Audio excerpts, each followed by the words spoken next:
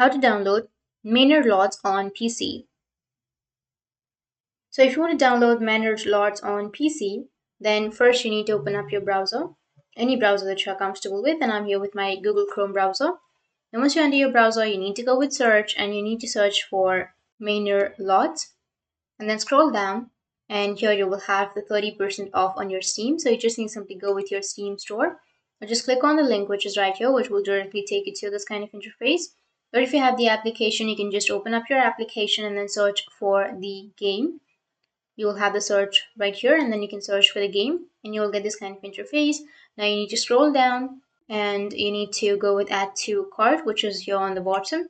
And after that, go with view my cart and select the game that you would like to buy, and then go with continue to payment, which is on the right side. And you need to sign into your Steam. Once you've signed in, it will take you to the payment method. And once you're on the payment method, you need to select the payment method and then pay for the game. And after paying, you will have the download or the install option right here, and you can download the game and play it.